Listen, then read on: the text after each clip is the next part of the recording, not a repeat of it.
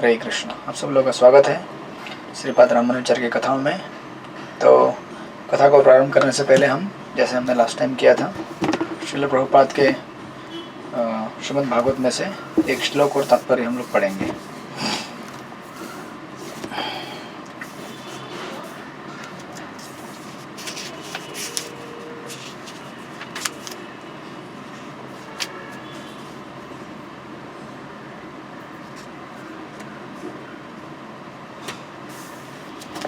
ये अध्याय नंबर स्कंद नंबर 1 अध्याय नंबर 8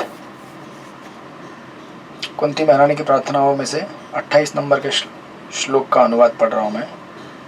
और श्लोक: मन्ये त्वां काल ईशानाम् अनाधिं निधनं विभुं समं चरन्तं सर्वत्र भूतानां यन्मिथा कली। हे भगवान, मैं आपको शाश्वत समय, परम नियंता, आदि अंत से रहित तथा सर्वव्यापी मानती हूँ। आप सबों पर समान रूप से दया दिखलवाते हैं। जीवों में जो पारस्परिक कलह है वो सामाजिक मतभेद के कारण है। तात्पर्य श्रील प्रभुपाद द्वारा। कुंती देवी जानती थी कि कृष्ण न तो उनके भतीजे हैं और न उनके पितृकुल के सामान्य पारिवारिक सदस्य हैं। वे अच्छी तरह जानती थी कि कृष्ण आदि भगवान हैं, जो परमात्मा के रूप में प्रत्येक के हृदय में वास करने वाले हैं। भगवान के परमात्मा स्वरूप का अन्य नाम काल या शाश्वत समय भी है। यह काल हमारे सारे अच्छे तथा बुरे दोनों प्रकार के कर्मों का साक्षी है और इस प्रकार उनके द्वारा ही कर्मफल निर्धारित होते हैं। यह कहने से कोई लाभ नहीं कि पता नहीं हमें क्यों दुख भोग रहे हैं। हम उन दुष्कर्मों को भूल सकते हैं जिनके कारण हमें इस समय कष्ट उठाना पड़ रहा है, लेकिन हमें यह स्मरण रखना चाहिए कि परमात्मा हमारा नित्य संगी है। अतएव वे भूत, वर्तमान तथा भविष्य सब कुछ जानते हैं। चूँकि भगवान कृष्ण का परमात्मा स्वरूप ही सारे कर्मों तथा फलों को निर्धारित करने वाला है, अतएव वे परम नियंता भी है। उनकी मर्जी के बिना एक पत्ता भी नहीं हिल सकता। जीवों को उनकी योग्यता के अनुसार स्वतंत्रता दी गई है और इस स्वतंत्रता के दुरुपयोग के कारण ही उन्हें दुख भोगना होता है। भगवत भक्त इस स्वतंत्रता का दुरुपयोग नहीं करते, अतएव वे भगवान की अच्छी संतानें हैं।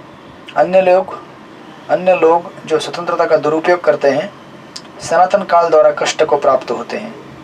काल ही बद्ध जीवों को सुख तथा दुख दोनों प्रदान करता है। यह सब काल द्वारा पूर्व निर्धारित है। जिस प्रकार हमारे न चाहने पर भी दुख आ जाते हैं, उसी प्रकार बिना मांगे सुख भी मिल सकते हैं, क्योंकि सुख दुख काल द्वारा पूर्व निर्धारित होते हैं। अतएव भगवान का न तो कोई मित्र है न शत्रु। प्रत्येक व्यक्ति अपने ही भाग्य फल का सुख दुख भोग रहा है। यह भाग्य जीवों द्वारा सामाजिक संघर्ष करते हुए निर्मित होता है। यहाँ प्रत्येक व्यक्ति प्रकृति पर प्रभुत्व जताना चाहता है, अतएव प्रत्येक व्यक्ति भगवान की अध्यक्षता में अपना भाग्य बनाता है। क्योंकि भगवान सर्वव्यापी है, अतएव वे हर के कर्मों को देख सकते हैं, और चूंकि भगवान का कोई आदि अंत नहीं है, अतएव वे शाश्वत समय अर्थात काल भी कहलाते हैं। श्रील प्रभुपाद की जय। तो श्रील प्रभुपाद इस तरह से हमारे जीवन के सुख और दुख के अलग अलग प्रसंगों का उस तात्पर्य में वर्णन कर रहे थे कि किस प्रकार सुख और दुख दोनों ही हमारे जीवन में पूर्व निर्धारित होते हैं हमारे पूर्व कर्मों के अनुसार। हमें न तो उनसे विचलित होना है और न ही ज़्यादा उत्साहित होना है। हमें अपने कर्तव्य करते रहना होता है। जिस प्रकार का संदेश भगवद गीता में भगवान ने अर्जुन को दिया, मात्र स्पर्शस्तु कौन्तेय शीतोष्ण सुख दुखदा अगम अपायनो नित्यस्ताम तितिक्षव भारत। कि जीवन में आने वाले सुख और दुख ये परमानेंट नहीं है। इस संसार में सुख न तो परमानेंट है, ना दुख परमानेंट है। समय के साथ साथ सर्दी का मौसम आता है, जो कि अभी आ रहा है। उसके बाद फिर गर्मी का मौसम आता है, फिर वर्षा ऋतु आती है, फिर सर्दी आती है। ये परिवर्तन है सृष्टि का, काल चक्र चलते रहता है। हम अगर उससे विचलित हो जाएंगे तो मनुष्य जीवन में जो हमारे लिए निर्धारित किए गए कर्तव्य हैं, हम उन्हें कभी निभा नहीं पाएंगे। कभी ऐसा नहीं होता है कि कोई स्टूडेंट ये बोलता है कि आज पढ़ाई करने का मन नहीं कर रहा है, आज सो जाता हूँ क्योंकि आज ठंड बहुत है बाहर। नहीं, जब स्कूल कॉलेज चालू हो जाता है तो स्टूडेंट को भी उठना पड़ता है, या फिर जो लोग जॉब में जाते हैं उन्हें भी घर से बाहर निकलना पड़ता है। वो ये नहीं बोल सकते कि आज बहुत वर्षा हो रही है तो आज जॉब पे नहीं जाएंगे, जाना पड़ेगा, रेनकोट लगाइए, छाता पहनिए, जो भी है।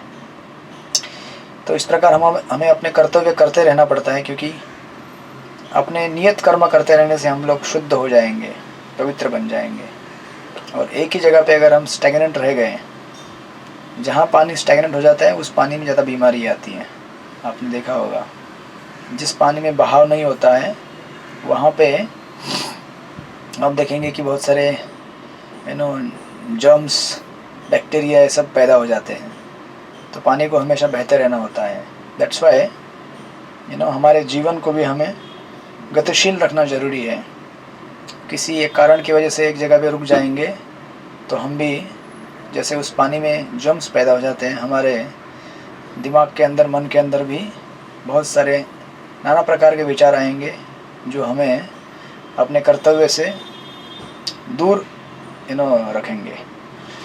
तो इस प्रकार हम लोग देख रहे थे श्रीपाद रामानुजाचार्य के जीवन में। श्रीपाद रामानुजाचार्य हम वर्णन कर रहे थे कि किस प्रकार मेलकोटे में 20 साल तक रहने के बाद अब श्रीरंगम की तरफ बढ़ रहे हैं। वो श्रीरंगम की तरफ जानते समय हम देख रहे थे लास्ट टाइम, उनका जीवन भी इसी प्रक्रिया का एक भाग है जो हम देख रहे थे, किस प्रकार सुख और दुख जीवन में आता है। तो हालांकि इतने बड़े महान आचार्य हैं, भगवान के परम भक्त हैं, स्वयं भगवान के अवतार हैं, लेकिन इस जगत में जब वे भी अवतरित होते हैं तो वो दिखाते हैं कि किस प्रकार ये जगत द्वंद्वों से बना हुआ है। यहाँ पे कोई भी चीज़ अनंत काल के लिए टिकती नहीं है, इसीलिए नश्वर जगत कहा जाता है इसे, राइट। तो देख रहे थे कि हम किस प्रकार रामानुजाचार्य मेलकोटे छोड़कर श्रीरंगम की तरफ बढ़ रहे हैं, और मेलकोटे में अपने पीछे अपना अर्च विग्रह छोड़ देते हैं वो उनके भक्तों के लिए। वहाँ जो भी भगवान श्री नारायण की सेवा में जो लगे हुए थे और संपत कुमार की सेवा में लगे हुए थे भक्त, उनके सेवा हेतु, और किस तरह से वो लोग टेस्ट करते हैं रामानुजाचार्य के उस अर्च विग्रह को, भी हमने देखा था लास्ट टाइम। तो अभी श्रीपाद रामानुजाचार्य आगे बढ़ते हैं। एक तरफ उन्हें दुख है कि उनके प्रिय संपत कुमार को छोड़ने का मेलकोटे में, दूसरी तरफ उन्हें खुशी भी है कि वे अभी भगवान श्री रंगनाथ से मुलाकात करेंगे कई वर्षों के बाद। तो इन दोनों इमोशंस को, ये दोनों इमोशंस उठ रहे थे, बैठ रहे थे, it's a parade of emotions, simultaneous emotions, spiritual emotions. हालांकि दोनों भगवान के स्वरूप हैं। श्री संपत कुमार भी जो मेलकोटे में स्थित हैं वो भी भगवान का ही रूप है, और श्री रंगनाथ भी भगवान का ही रूप है। लेकिन हर किसी के भाव के अनुसार उनका वो एक पर्टिकुलर रिलेशनशिप डेवलप हो जाता है डीटी के साथ। तो संपत कुमार के साथ उनका एक वात्सल्य भाव में उनका प्रेम था, और श्री रंगनाथ को वो अपना स्वामी मानते थे, उस भाव में उनका उनसे प्रेम था। तो दोनों ही एक अलग अलग इमोशंस हैं, लेकिन अपने ड्यूटी को देखते हुए, अपने कर्तव्य को देखते हुए वो आगे बढ़ते हैं। और अब देखेंगे इस कड़ी में जब वो आगे बढ़ते हैं रंगनाथ मंदिर की तरफ, जब वो श्रीरंगम में पधारते हैं, तो कई वर्षों के बाद जब श्री रंगनाथ के पवित्र भूमि पर अपना कदम रख रहे हैं, वहाँ पर वो आते ही सबसे पहले कावेरी नदी में जाके स्नान करते हैं, अपने शरीर को 12 तिलकों से तिलक लगाकर सुशोभित करते हैं, पवित्र बनाते हैं, और फिर वहाँ से मंदिर की तरफ आगे प्रस्थान करना चालू करते हैं। उनको देखकर श्रीरंगम के जितने भी सारे निवासी थे, जितने भी उनके डिसाइपल्स, भक्त थे, कई वर्षों के बाद जब अपने आचार्य को देखते हैं, उन सब के हृदय प्रेम से व्याकुल हो जाते हैं, आंखें आंसू से भर जाती हैं, और भगवान श्री रंगनाथ को रंगनाथ के महान भक्त को वेलकम करने के लिए वो सब लोग श्रीरंगम के एंट्रेंस गेट पे आ जाते हैं, और वहाँ पर आकर सब लोग अलग अलग तरीके से उनको ग्रीट करते हैं, उनको उपहार देते हैं, उनका आरती उतारते हैं और उनको मंदिर के मेन द्वार की तरफ लेके चलते हैं। रामानुजाचार्य भी काफ़ी इमोशनल हैं। कई वर्षों के बाद उनका जो संपूर्ण परिवार था, एक भक्त के लिए क्या परिवार हो सकता है? एक भक्त के लिए एक छोटा एक घर परिवार नहीं होता है जहाँ पे माता पिता, वो तो परिवार होता ही है, लेकिन उनके लिए भक्तों का समूह जो है, भक्तों का जो समाज है, वो उनका सबसे बड़ा परिवार है। तो अपने सारे भक्तों को देखकर रंगनाथ के इतने सारे जो सेवक हैं उनको देखकर श्रीपाद रामानुजाचार्य भी व्याकुल हो जाते हैं और भगवान रंगनाथ का दर्शन करने हेतु मंदिर के मेन प्रांगण की तरफ से आगे बढ़ते हैं, सबको अभिवादन करते हुए और सबका प्रेयर्स और ग्रीटिंग्स एक्सेप्ट करते हुए। और ये वर्णन आता है कि जिस प्रकार लगभग 20 साल तक बाहर रहने के बाद जैसे किसी एक विजय यात्रा पे रामानुजाचार्य गए थे और उस विजय यात्रा में सफल होने के बाद जब वो अपने मेन क्वार्टर्स में लौटे हैं, हेड क्वार्टर्स में श्रीरंगम, तो ऐसा लग रहा था मानो कि कई वर्षों के कितने सारे हार्डशिप्स, कितने सारे ट्रायल्स, कितने टेस्ट उनको जाने पड़े। इन सब से गुजरने के बाद जैसे आप देख सकते हैं कि कभी कभी हम लोग जब घर के बाहर जाते हैं, सफ़र करते हैं कई महीनों और कई दिनों तक, तो जब हम घर में जब वापस लौटते हैं तो हमें घर आने के बाद वापस एक थकान मिट जैसा लगता है, एकदम रिफ़्रेश लगता है अपने घर में वापस आने के बाद, क्योंकि जो कंफर्ट अपने घर में मिलता है वो कंफर्ट बाहर नहीं मिलता है, राइट। तो श्रीपाद रामानुजाचार्य जब इस तरह से मेन मंदिर के गर्भगृह में आते हैं, रंगनाथ मंदिर के, उस समय वहाँ पर भगवान के सामने जब आके भगवान को प्रणाम करते हैं और दंडवत लगा कर उनसे प्रार्थनाएं करते हैं, उस समय रामानुजाचार्य को देखकर भगवान रंगनाथ अपना मुख खोलते हुए एक शब्द बोलते हैं, एक उद्गार करते हैं। भगवान रंगनाथ कहते हैं कि सन, opening his mouth, thou hast been away from us far and long, sure thou must be very tired। ये भगवान का रेसिप्रोकेशन है। आप अगर कई वर्षों के बाद अगर भगवान गोपीनाथ से मिलने आएंगे और भगवान आपको पूछेंगे कि आप बहुत दिनों के बाद आए हैं, आप ज़रूर थके होंगे, आपको कैसा एकदम रिफ़्रेश हो जाएंगे तुरंत सुनते ही। उसी प्रकार यहाँ पे ये स्पेशलिटी है, यहाँ पे जितने भी हम चरित्र सुनते आ रहे हैं शुरुआत से दक्षिण भारत के इन भक्तों के, किस प्रकार भगवान का अर्च विग्रह और भगवान के भक्त एक दूसरे के से बात करते हैं। ये सच पर्सनल, एकदम 1-to-1 कन्वर्सेशन। ऐसा नहीं कि भगवान सपने में आके कुछ बोल के गए, वो भी 1-to-1 ही है, but it is more so personal कि यहाँ पे भगवान पर्सनली उनको बोलते हैं कि पुत्र, आप बहुत समय के बाद यहाँ पे आए हो और बहुत दिनों तक दूर रहने की वजह से अपने घर से आप बहुत थके होंगे। नहीं, ऐसा करके भगवान रंगनाथ कृपावश अपने भक्त रामानुजाचार्य को पूछते हैं। तो रामानुजाचार्य उनके ये शब्द सुनकर हृदय उनका प्रेम से व्याकुल हो जाता है और प्रसन्न चित्त होकर भगवान रंगनाथ को एड्रेस करते हुए कहते हैं, रामानुजाचार्य कहते हैं कि while thou art alive with thy elect by thy side, there is no fatigue to me for all the universe put together। कहते हैं कि जब आप मेरे साथ हो तो मुझे किस प्रकार का थकान होगा। भले इस पूरे संसार का जितना भी कष्ट और श्रम है वो भी अगर मेरे ऊपर डाल दिया जाए तो भी मुझे कुछ भी कष्ट नहीं होगा, मुझे कोई थकान नहीं हुआ है, क्योंकि आप मेरे हमेशा साथ रहे हो और आपने हमेशा मेरा साथ दिया है। भगवान आप देखेंगे गोवर्धन लीला में पूरे गोवर्धन को उठाकर खड़े हैं, लेकिन फिर भी बांसुरी बजा रहे हैं, एक हाथ से एक उंगली से। आचार्य कहते हैं कि अपने लेफ्ट हैंड के सबसे छोटे फिंगर, यानी कि ये जो छोटी उंगली रहती है उसके ऊपर और फिर उसके भी ऊपर जो नाखून है, उस नाखून के ऊपर गोवर्धन पर्वत को धारण किए हुए थे। भगवान के लिए क्या कठिन है। इस ब्रह्मांड में कितने सारे ग्रह कितने सारे प्लैनेट्स हवा में तैरते रहते हैं भगवान की केवल इच्छा की वजह से।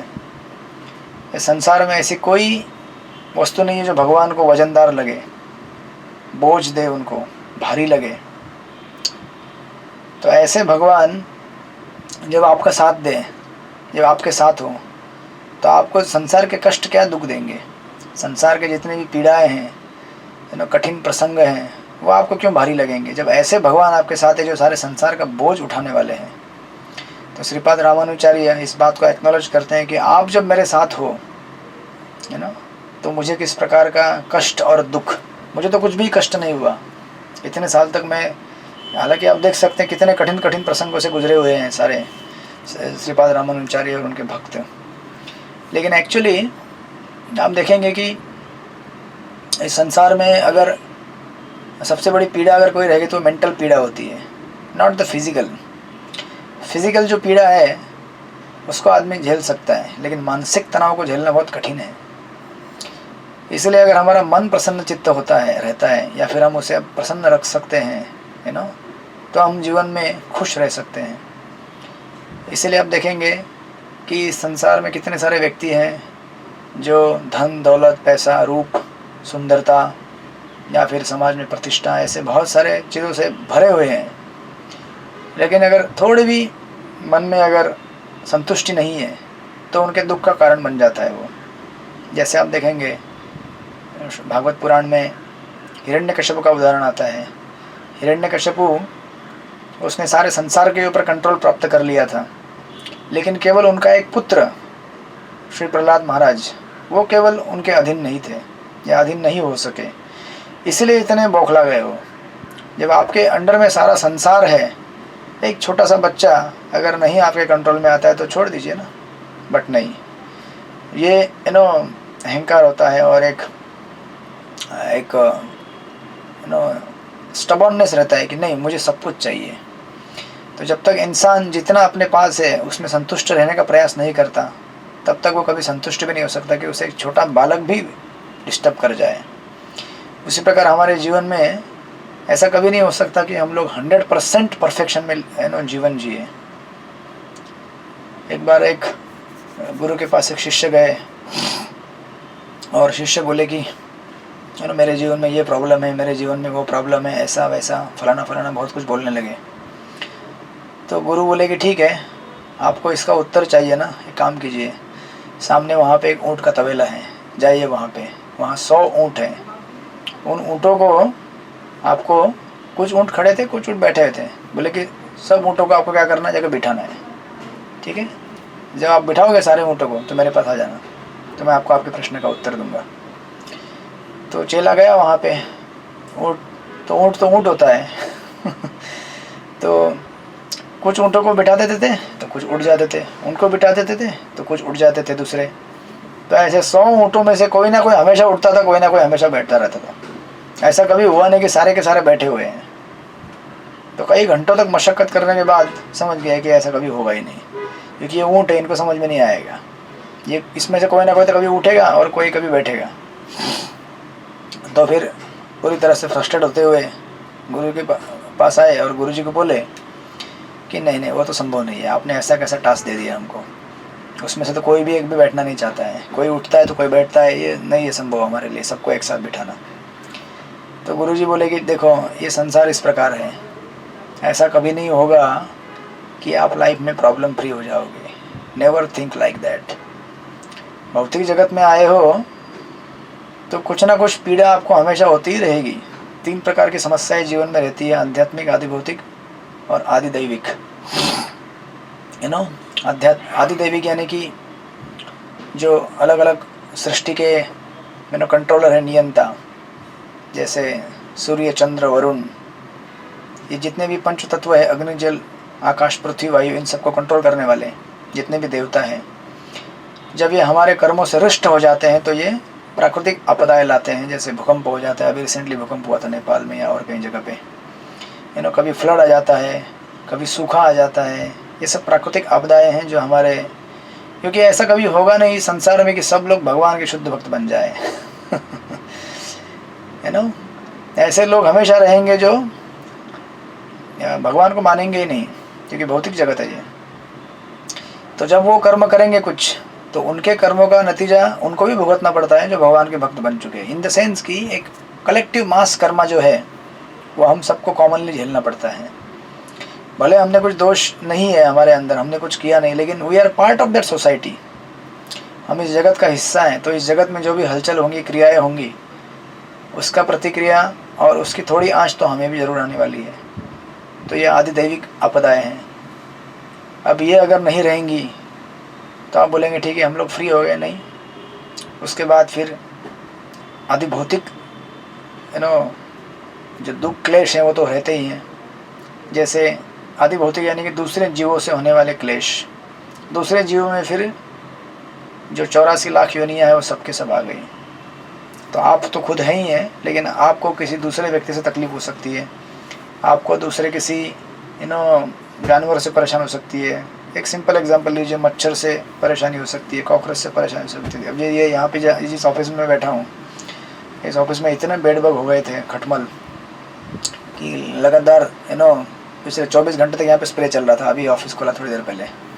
ये आदि भौतिक क्लेश का उदाहरण है कि छोटा सा जीव है, लेकिन जब वो अति संख्या में मल्टीप्लाई हो जाता है तो आप मेरे पॉकेट से, मेरे यहाँ ड्रॉवर से, सब जगह से खटमल निकलना चालू हो गए थे।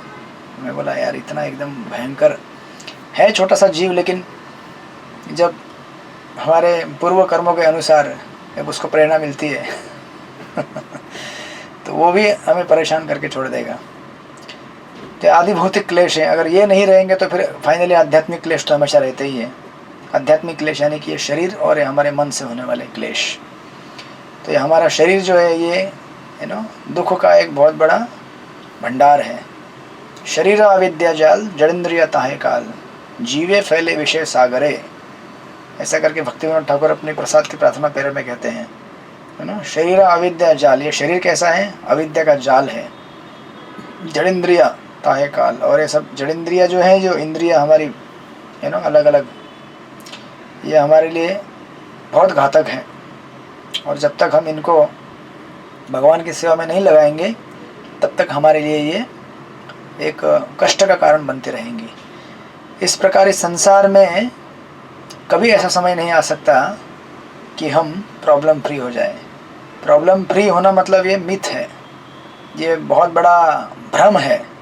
चाहे किसी भी आश्रम में आप रहिए, ब्रह्मचर्य आश्रम में रहिए, गृहस्थ आश्रम में, संन्यास आश्रम में रहिए, कहीं भी रहिए, क्योंकि जब तक ये शरीर और ये मन और ये संसार भौतिक जगत है, जब तक हम लोग यहाँ पे अपनी क्रियाएं कर रहे हैं, आध्यात्मिक भौतिक जैसे भी, इन सब क्रियाओं को करते हुए हमें कुछ ना कुछ क्लेश तो जरूर प्राप्त होंगे। इन द सेंस कि अब जब हम अध्यात्मवादी है तो हम आध्यात्मिक क्रिया कर रहे हैं, तो भी हमें अगर क्लेश होगा तो हम बोलेंगे कि आध्यात्मिक क्रियाओं से कुछ इसका छुटकारा नहीं हो रहा है। नहीं, आध्यात्मिक क्रियाओं से भौतिक आध्यात्मिक प्रैक्टिस करने से भौतिक क्लेशों से मुक्ति नहीं मिलती। आध्यात्मिक क्रियाएं करने से हमें अपने आप को किस प्रकार रिस्पॉन्ड करना है उन क्लेशों के प्रति, ये ट्रेनिंग मिलता है। क्लेश तो चलते रहेंगे, लेकिन हमारा रिस्पॉन्स क्या है उनके प्रति, और उस रिस्पॉन्स के बेस के ऊपर हमारा फिर फ्यूचर डेवलप होता है, हमारा डेस्टिनी बनता है। तो इस प्रकार यहाँ पे जब रामानुचार्य जो अपने मठ में भगवान से मिले तो भगवान ने कहा कि आप बहुत थके होंगे। रामानुचार्य कहे नहीं, मैं बिल्कुल नहीं थका हुआ हूँ। हालांकि इतने थके थे वो, इतने कष्ट के थ्रू गए वो। महापौर और कुरेश के साथ क्या हुआ हमने वो भी देखा था पिछले एपिसोड्स में, वो भी रामानुचार्य को याद था। लेकिन भगवान के भक्त इस संसार के दुख को ऐसे ही डाइजेस्ट कर लेते हैं भगवान की कृपा की वजह से। क्योंकि एक बार भगवान की भक्ति में अगर हम मग्न हो जाएं तो मन का जितना भी मलिनता है, मन का जितना भी तथाकथित आइडेंटिफिकेशन है इस जगत के साथ, आज मैं सुबह महाराज का लेक्चर सुन रहा था। महाराज कह रहे थे कि इस जगत में जीव अलग अलग प्रकार से इंद्रिय तृप्ति करने के लिए आसक्त हो जाता है, और थोड़ा भी अगर उसे कहीं सुख मिलता है तो उससे उतना अटैच हो जाता है वो, कि मानो अभी उसको अगर छोड़ दिया जाए तो मर जाएगा वो। तो महाराज कह रहे थे कि ऐसा क्यों होता है। आपने देखा होगा कई बार या मच्छर या फिर कोई खटमल या फिर कोई भी इतना खाते हैं, इतना पीते हैं खून कि वो उड़ भी नहीं पाएंगे। ये तो एक जस्ट एक ग्रॉस एग्जाम्पल हुआ। अब किसी दूसरे व्यक्ति का लेंगे, किसी का भी लेंगे, हम में से किसी का भी, कभी कभी हम इस संसार के सुखों से इतने आसक्त हो जाते हैं कि वो ऐसा लगता है कि वो अगर छूट जाएगा तो मैं जी नहीं पाऊँगा। तो महाराज इसका उत्तर दे रहे थे, कह रहे थे कि ऐसा इसलिए होता है क्योंकि जीव का वैधानिक स्थिति है सुख को प्राप्त करना, आनंदमय अभ्यासात। हम सब लोग सुख प्राप्त करने के लिए बने हुए हैं, वो हमारा इटर्नल कॉन्स्टिट्यूशनल पोजीशन है, राइट। तो सुख प्राप्त करने के लिए हम बने हुए हैं। तो जब हम आध्यात्मिक धरातल पर सुख प्राप्त करने का प्रयास नहीं करते तो हम भौतिक धरातल पर सुख प्राप्त करने के लिए ललायित हो जाएंगे। और इसीलिए अगर हम भक्ति में सुख प्राप्त नहीं करने का प्रयास करते तो आध्यात्मिक सुख न मिलने की वजह से हमें भौतिक सुख अपने आप की तरफ आकर्षित जरूर करेगा। और वो भौतिक सुख तथाकथित जो एक रेगिस्तान में जब किसी को प्यास लगे तो उसके ऊपर अगर एक बूंद पानी मिल जाए तो उससे उसकी प्यास बुझने वाली है नहीं। लेकिन क्या करें, अभी एक बूंद तो एक बूंद, तो आदमी उससे आसक्त हो जाता है। इसी प्रकार जीव इस संसार में कई जगहों पे भ्रमण करने के बाद भ्रमण कर रहा है। इस भ्रमण करने के पीछे उसका एक ही लक्ष्य है कि मुझे कुछ ना कुछ सुख प्राप्त हो जाए। तो थोड़ा भी अगर उसे सुख मिल जाता है तो उसके प्रति वो भयंकर आसक्त हो जाता है भौतिक जगत के सुख से। तो ऐसे तथाकथित सुख से और जो कष्ट देने वाला सुख है, हमें अगर मुक्ति प्राप्त करने तो हमें आध्यात्मिक सुख प्राप्त करने का प्रयास करना पड़ेगा, जो कि भगवान के नाम श्रवण से चालू होता है। हरे कृष्ण कृष्ण कृष्ण हरे हरे, हरे राम राम राम हरे हरे। तो इस प्रकार रामानुचार्य भगवान रंगनाथ से अपना दर्शन लेकर फिर भगवान उनके इस उत्तर को सुनते हुए अति प्रसन्न हो जाते हैं, उनको चरणामृत देते हैं और अपना आशीर्वाद देकर फिर उनको अपने मठ की तरफ प्रस्थान करने के लिए आज्ञा देते हैं। फिर रामानुचार्य वहाँ से अपने मोनेस्ट्री की तरफ, मठ की तरफ बढ़ रहे होते हैं। मठ की तरफ तो चल रहे हैं वो, लेकिन उनके मन में केवल एक ही विचार घूम रहा है कि कुरैश का क्या हुआ, कुरैश कैसा है। क्योंकि महापौर्ण और कुरैश, उन दोनों में से केवल कुरैश ही जीवित बचे हुए थे। और महापौर्ण ने तो अपना शरीर त्याग दिया था, हमने पिछली बार देखा, पिछले अध्याय लेक्चर में। अब केवल कुरैश जीवित थे। तो रामानुचार्य के मन में सबसे पहला विचार आता है कि मैं कुरैश से मिलना चाहता हूँ। अब कुरैश हालांकि श्रीरंगम से थोड़ा बाहर रह रहे थे, लेकिन जब उनको ये सूचना मिल जाती है कि रामानुचार्य श्रीरंगम लौट गए हैं तो कुरैश उनको मिलने के लिए भागते भागते आ जाते हैं।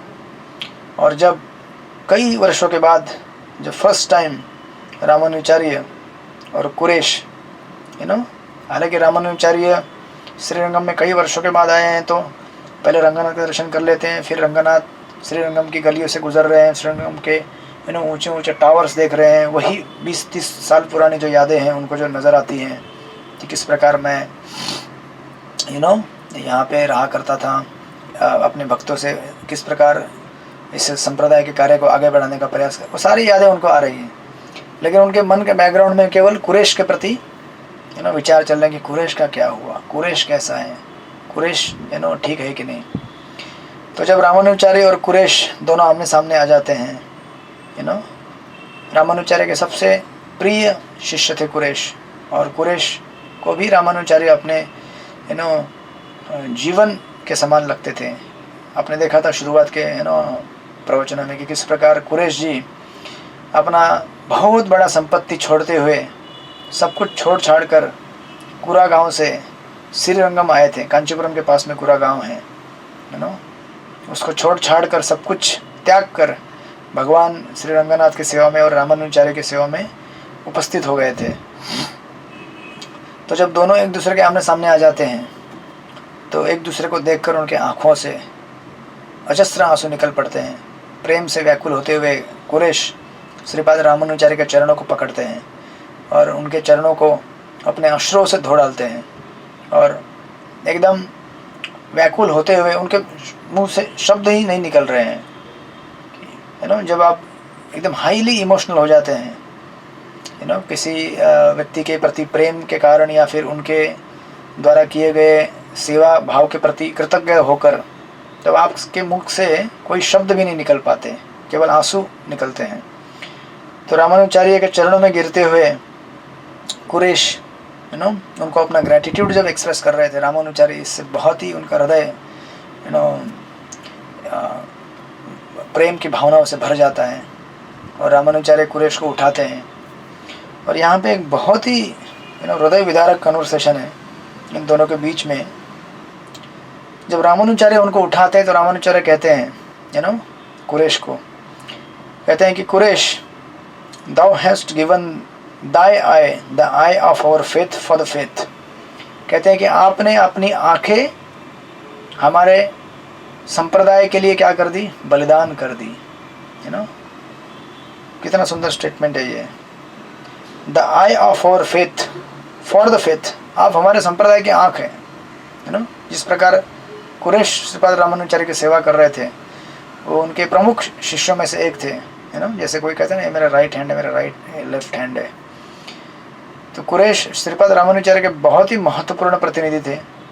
उनका योगदान इस प्रकार रामानुचार्य प्रकट कर रहे हैं कि आपने अपनी आंख हमारे संप्रदाय के श्रद्धा और इसको बनाए रखने के लिए बलिदान कर दी।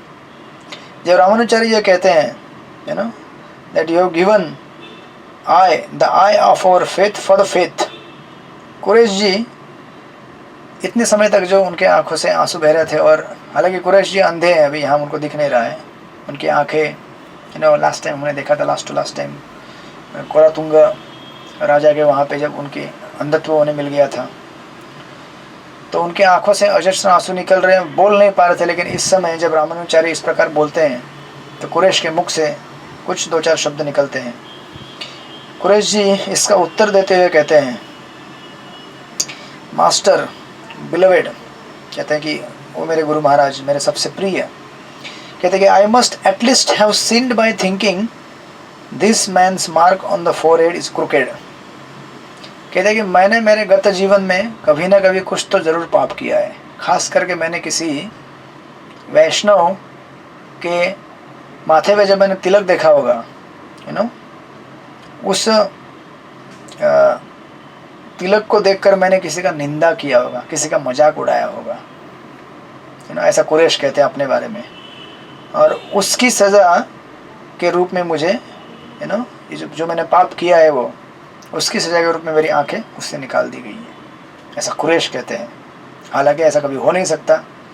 कुरेश भगवान के इतने महान भक्त हैं, इतने सज्जन व्यक्ति है, वो कभी सोच नहीं सकते किसी के माथे। कभी कभी ऐसा होता है, आप लोग जाते हैं कभी मार्केट में, यहाँ वहाँ बाज़ार में, या फिर सफ़र करते हैं गाड़ी ट्रेन से, तो कुछ लोग आपको देखते हैं आपके माथे पे तिलक, उनको गुस्सा आता है।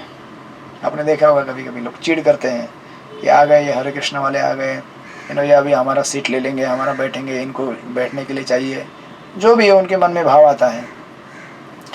तो एक वैष्णव अपराध कर बैठते हैं लोग अनजाने में। तो कुरेश यहाँ पे सोच रहे हैं कि शायद मैंने कभी किसी वैष्णव के प्रति इस प्रकार अपराध किया होगा, और उस अपराध की वजह से मेरी आंखें निकाल दी गई, मुझे अंधत्व प्राप्त हो गया है। जब कुरेश इस प्रकार से हृदय विदारक चीज़ कहते हैं, इतना दुख से भरा हुआ, तो उसके उत्तर देखिए रामानुचार्य जैसे गुरु हैं, उससे भी महान दोनों में कंपटीशन चल रहा है। जैसे हमेशा आपने सुना होगा, प्रभुपाद कहा करते हैं कि भगवान के भक्त और भगवान दोनों में हमेशा कंपटीशन चलता है, कि भगवान किस प्रकार से भगवान हमेशा अपने भक्त की सेवा करना चाहते हैं, और भक्त हमेशा भगवान की सेवा करना चाहता है। आप गीता के प्रथम अध्याय में देखेंगे, ये सेनयर उभयोर मध्य रथ स्थापितम में अच्युता, भगवान श्री कृष्ण को अर्जुन कहते हैं कि आप मेरा रथ क्या करो, ये जितने भी यहाँ पे कुरुक्षेत्र के युद्ध भूमि में जितने भी सैनिक खड़े हो गए हैं अपोजिशन में हमारे, उनके सामने लेके खड़ा करो।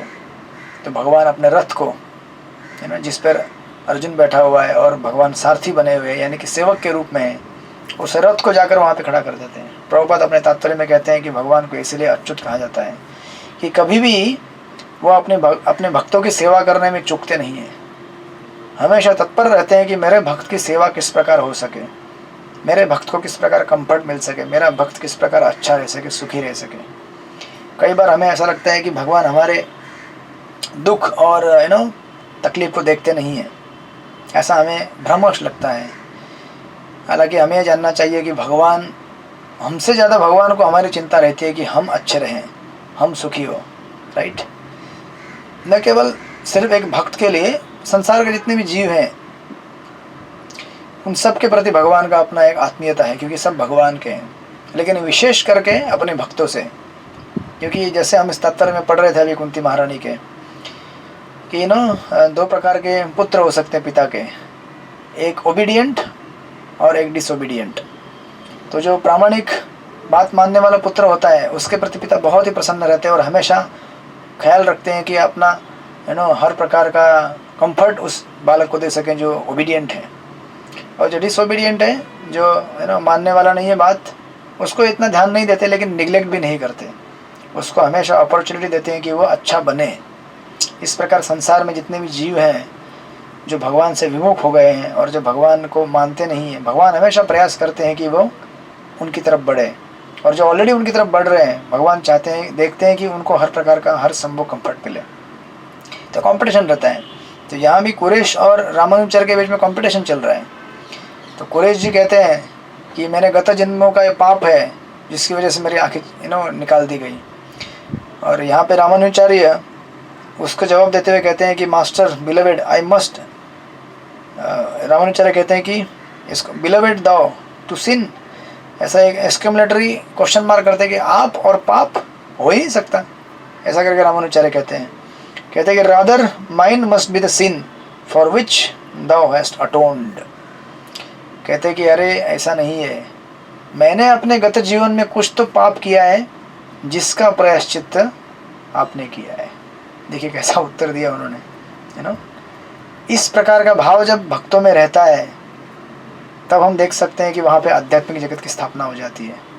कैसा कंप्लीट सेल्फलेस नॉन एनवियस भाव है। शिष्य कह रहा है कि मेरे पाप की वजह से मेरी आंखें चली गई, और गुरु कह रहे हैं कि मैंने शायद गत जन्म में कुछ भयंकर पाप किया है कि उसका अटोनमेंट, उसका प्रायश्चित मेरे शिष्य को करना पड़ा अपनी आंखें गवा कर।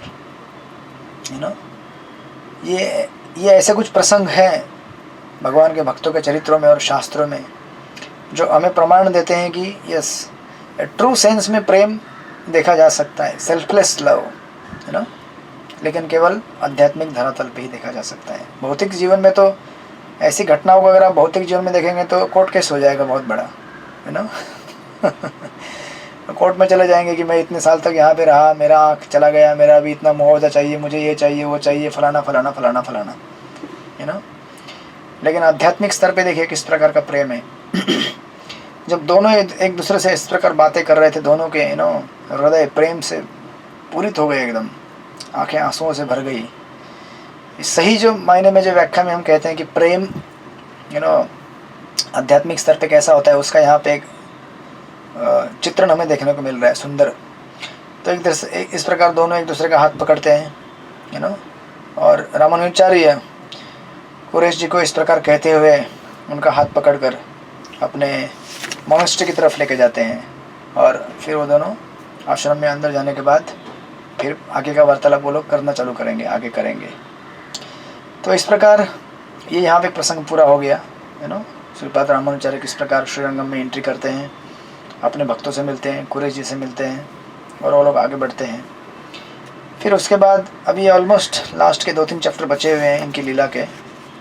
ये और एक चैप्टर है कि श्रीपाद रामानुचार्य के कुछ इंसिडेंट्स के बारे में उनके जीवन के बताया गया है जब वो श्रीरंगम में वापस आ जाते हैं। कहते हैं कि आफ्टर इतने सालों के एब्सेंस के बाद जब रामानुचार्य अपने मोनेस्ट्री में वापस आ जाते हैं और अपने भक्तों के साथ रहना चालू करते हैं, तो उनके भक्त बताते हैं किस प्रकार उन्हें कितना दुख हुआ उनके एब्सेंस में, कितना उन्हें कमी महसूस हुआ।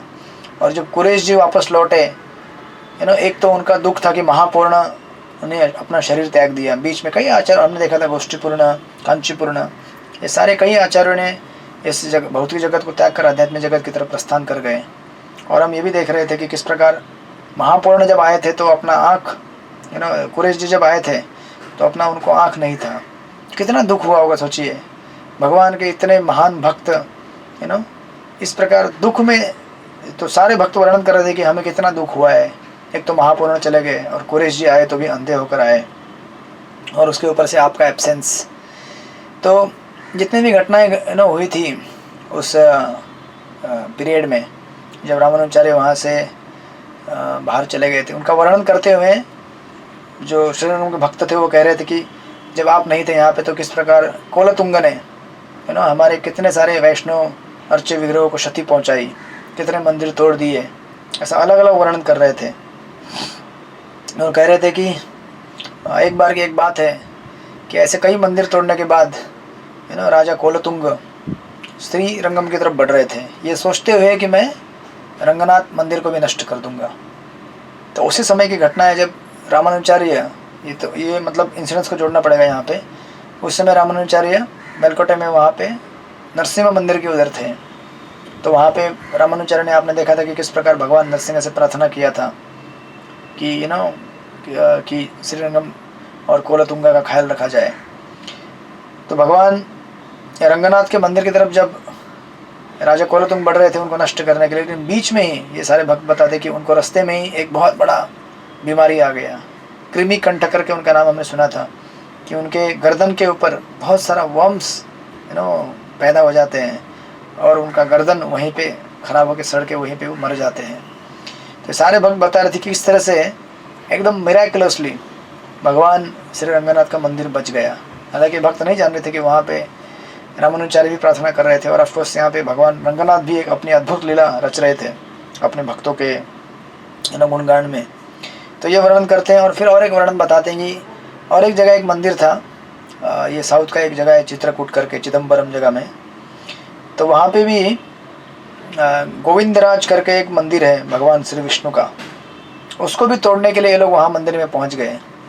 लेकिन कुछ तो आइडिया करते हुए कुछ भक्तों ने भगवान के जो मूल विग्रह रहते हैं और जो उत्सव मूर्ति रहते हैं उनको वहाँ से किसी तरह से छुपा के उनको लेके गए और तिरुपति के मंदिर के बेसमेंट में, उस पर्वत के तिरुपति तिरुमला, वहाँ पे कहीं तो उनको सेटल कर दिया। और राजा कोलतुंग को पता भी नहीं चला था उस समय ये घटना। तो रामानुजाचार्य जब इस घटना को सुनते हैं तो बोलते हैं कि ठीक है, तो हमें अभी क्या करना चाहिए, जो भी मंदिर यहाँ वहाँ विस्थापित हो गए उनको वापस से रिस्टोर करना चाहिए। तो सबसे पहले ये लोग जो गोविंदराज का मंदिर है तिरुपति के उस स्थान में, उसको रिस्टोर करने के लिए जाते हैं। उसके कुछ पहले की घटना है कि रामानुजाचार्य अपने मठ में बैठकर एक प्रबंधन, दिव्य प्रबंधन जो है अलवारों को पढ़ रहे होते हैं। और उसमें एक जगह पे ऐसा एक श्लोक आता है जिसमें श्लोक के एक ही पंक्ति में तिरुपति और गोविंदराज मंदिर दोनों का एक जगह पे उल्लेख आया है। जब रामानुजाचार्य पढ़ते हैं तो तब उन्हें समझ में आता है कि ये दोनों का उल्लेख यहाँ पे क्यों आया है। कई हजारों साल पहले लिखे गए जो ग्रंथ थे श्री वैष्णव संप्रदाय के, कि उसमें ये ऐसा उल्लेख आना क्यों ऐसा दोनों का रेफरेंस एक साथ है, क्योंकि भविष्य में ऐसा होने वाला था कि जहाँ पे गोविंदराज का मंदिर था, जब उसके विग्रह जब तिरुपति में विस्थापित किए गए थे तो उसको समझते हुए रामानुजाचार्य सबसे पहले उधर जाते हैं और तिरुपति के बेसमेंट में ही भगवान गोविंदराज का मंदिर वहाँ पे स्थापित करते हैं। और वहीं पे एक घटना का वर्णन किया गया है ऑथर द्वारा। कहते हैं कि रामानुजाचार्य उनके एक शिष्य थे वीपी नंबी करके। एक्चुअली कई साल पहले उन्होंने अपने इन शिष्य को कहा था कि मैं आपको भगवान की अर्चा विग्रह की जो पूजा अर्चना पद्धति रहती है इसका विस्तार में आपको बताऊंगा। तो रामानुजाचार्य उनको ये कई वर्षों तक याद था कि मुझे अपने शिष्य को सिखाना है, लेकिन इतने साल तक बाहर थे और ऐसे कई घटनाएं घटी तो बीच में कभी मौका आया नहीं उनको सिखाने का। लेकिन जब ये सारे भक्त तिरुपति में थे उस समय दर्शन करने के बाद वहाँ एक जगह पे आराम कर रहे थे, तो रामानुजाचार्य अपने आप से खुद से उनके दो भक्त वहाँ पे थे, कुरेश और हनुमान दास करके। इन दोनों भक्तों के भक्ति और उनके डेडिकेशन को देखते हुए खुद उनको ये पाठ पढ़ाना चालू करते हैं, किस प्रकार अर्चे वगैरह का सेवा किया जाता है, अलग अलग मंत्रों का उच्चारण कैसे किया जाता है, ये सिखा रहे होते हैं। ये सब सारा भक्तों का समूह वहाँ पे रहता है। तो अचानक ये वीपी नंबी वहाँ पे रामानुजाचार्य के सामने आ जाते हैं। रामानुजाचार्य सोचते हैं अरे मैंने इनको प्रॉमिस किया था कई साल पहले कि मैं इनको डीटी वर्शिप के बारे में सिखाऊंगा, लेकिन इनको सिखाने के पहले मैंने इन दोनों को सिखा दिया, अब ये क्या बोलेंगे मुझे, थोड़ा दुविधा हो गया। तो रामानुजाचार्य सोचते हैं कि अभी मैं क्या जवाब दूँ इनको। लेकिन रामानुजाचार्य भगवान की लीलाओं को याद करते हुए उनको एक सुंदर उत्तर देते हैं। कहते हैं कि देखो, वीपी नंबी को कहते हैं, देखो भक्त, मैंने आपको प्रॉमिस किया था कि मैं आपको ये अर्चना पद्धति सबसे पहले सिखाऊंगा, लेकिन आपको सिखाने के पहले मैंने इनको सिखा दिया। तो कहते हैं कि लेकिन इसका उत्तर आज मुझे कई वर्षों बाद मिला है कि ऐसा मैंने क्यों किया, तो कहते हैं कि जिस प्रकार भगवान श्री कृष्ण का एक्चुअली दामोदर लीला का वर्णन करते हैं वो, कहते हैं कि जिस प्रकार है ना, अभी हमने कार्तिक मास इतना 1 महीना सेलिब्रेट किया दामोदर जी का, तो उसी का रेफरेंस देते हुए रंगनाथ रामानुचार्य कहते हैं कि जो भगवान किसी से बनते नहीं हैं, जो भगवान किसी के अधीन नहीं होते हैं, जो भगवान किसी के कंट्रोल में नहीं आते हैं, जो संपूर्ण सृष्टि के नियंता है, परम नियंत्रक है, वो यशोदा मैया जैसी एक छोटी सी ग्वालिन के हाथों कैसे बंधे गए, कैसे बांध लिया उन्होंने अपने बालक को।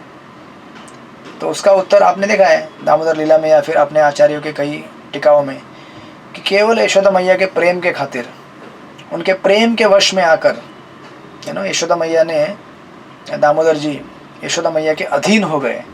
जिस प्रकार भगवान रामचंद्र आप देखेंगे जब शबरी के आश्रम में गए थे तो उन्होंने शबरी के हाथों से भी जूठे बेर खा लिए, है ना। जो भगवान जिनको पवित्र, कई बार हम जब भगवान को भोग लगाते तो कितना साफ सफाई रखते हुए, कितना स्वच्छता रखते हुए उनको भोग लगाया जाता है, लेकिन ऐसे भगवान भी क्या कर गए, वहाँ पे शबरी के द्वारा दिया गया जूठा बेर खा गए। क्यों? क्योंकि उसमें एक्चुअली किसी भी चीज़ का सैंक्टिफिकेशन या फिर पवित्रता कैसे बनता है, प्रेम से बनता है। जितना प्रेम हमें भगवान के प्रति है, उस प्रेम से ही वो चीज़ शुद्ध हो जाती है। ऐसा नहीं कि केवल चीज़ शुद्ध रूप में देने से शुद्ध भगवान को प्राप्त हो जाती है, नहीं। कोई भी ऑफरिंग, इसलिए देखिए भगवान को कितना भी हम ऑफरिंग लगाते हैं, लेकिन जब तक तुलसी पत्ता नहीं अर्पण किया जाता उस आइटम के ऊपर, तब तक भगवान उसे स्वीकार नहीं करते, राइट। तो इसका प्रूफ क्या है? तो हम लोग 56 भोग लगाए, कितना भी मलाई, रबड़ी, पूरी, हलवा जो भी लगाना लगाए भोग, और हम कितना भी उसे शुद्ध करें, वो तो करना है हमें, फॉर्मेलिटी प्रोसीजर है हमारे पास, हम मंत्रों के द्वारा उसे शुद्ध करते हैं, पवित्र करते हैं, लेकिन भगवान उसे तब तक स्वीकार नहीं करते जब तक उसके ऊपर तुलसी का पत्र नहीं चढ़ा जाता। किसी भी भगवान को जो आइटम ऑफरिंग किए जाते हैं उसमें सबसे इम्पोर्टेंट एलिमेंट है तुलसी का पत्र। ये तुलसी का पत्र स्वीकार देने से की वजह से क्या होता है, भगवान तभी मना नहीं कर सकते।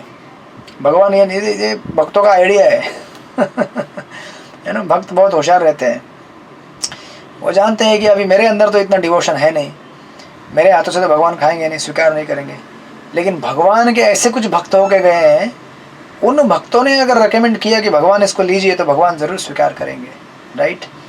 तो जब तुलसी का पत्र किसी भी भगवान के ऑफरिंग के ऊपर लग जाता है तो भगवान देखते हैं कि अरे यहाँ पे तो तुलसी आ गई है। अभी तुलसी ने अगर स्वीकार कर लिया है और तुलसी के माध्यम से आ गया है, तो मैं उसे मना नहीं कर सकता, क्योंकि तुलसी उनकी सबसे क्या है, प्रिय है, राइट। भगवान प्रेम के वश में आ जाते हैं, भगवान किसी बाकी चीज़ के वश में नहीं आते, क्योंकि भगवान के पास सब कुछ है।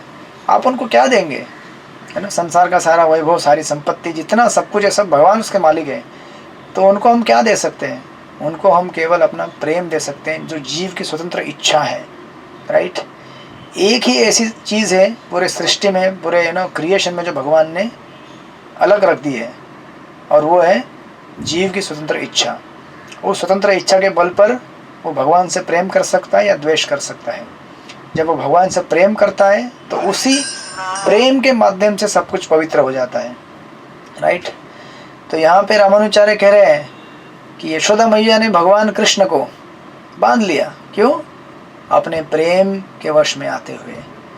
तो यशोदा मैया आप देखेंगे दामोदर लीला में, यशोदा मैया ने बहुत प्रयास किया भगवान कृष्ण को बांधने का, राइट, लेकिन बांध नहीं पाई, थक गई। तो उन्होंने देखा अंत में कि ये बहुत थक गई है और ये मुझसे प्रेम करती है, और मुझे प्रेम के वश में आते हुए मुझे कुछ सिखाना चाहती है, या फिर जो भी वो लीला में चल रहा है, इसलिए भगवान बन जाते हैं। इसलिए आप देखेंगे दामोदर लीला में जब भी हम अभ्यास करते हैं, उसका सुनते हैं कथाएं, तो 2 चीज़ें बताई जाती हैं। 2 फिंगर शॉट, 2 उंगली, उसका कपड़ा कम गिर रहा था।